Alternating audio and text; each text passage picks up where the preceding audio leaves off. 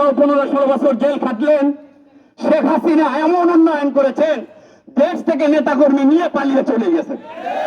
তো ভাইরা আমার, কতদিন আপনারা এগুলো দেখবেন? এই হাসিনাকে দেখবেন, কতদিন খালেদাকে দেখবেন? এই হাসিনা খালেদার আখলাক চরিত্র আর কতদিন দেখবেন? তারা একবার চুরি করে খেয়ে চলে গেছে, আবার এই বিএনপির নেতাকর্মী এখনই চুরি শুরু করে দিয়েছে। আমার মতো মানুষ আমার কাছ থেকেও চাঁদাবাজি করেছে বিএনপির এই গুন্ডা বান্দারা। আপনারা তাদেরকে আবার ক্ষমতায় আসতে চান, আপনাদের লজ্জা থাকা উচিত।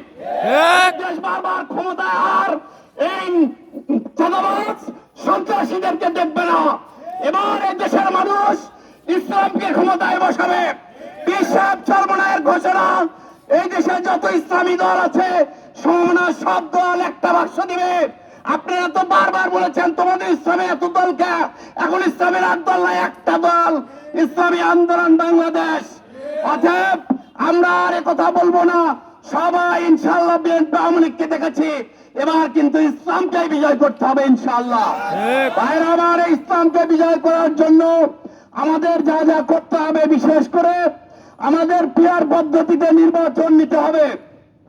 হয়তো স্বইচ্ছায় দিবে না, কিন্তু এই নির্বাচন আমাদের কষ্ট করে আন্দোলন করে হলেও নিতে হবে। এই পিয়ার পদ্ধতিতে নির্বাচন হলে বাংলাদেশের 100টা ভোটেরই কার্যকারী হবে। কিভাবে হবে মূল্যায়ন? আপনারা জানেন, বাংলাদেশের বিএনপি অথবা আওয়ামী লীগ ক্ষমতায় গেছে 30 থেকে 35% ভোট নিয়ে, অথচ বাংলাদেশে 100% মানুষ, বিভিন্ন দল মতের মানুষ এদেশে বসবাস করে। তারা বিভিন্ন তাদের প্রার্থীদেরকে ভোট দেয়, কিন্তু প্রত্যেকটা ভোট পচা যায়। তারা 30 থেকে 35% ভোট দিয়ে ক্ষমতায় যায়।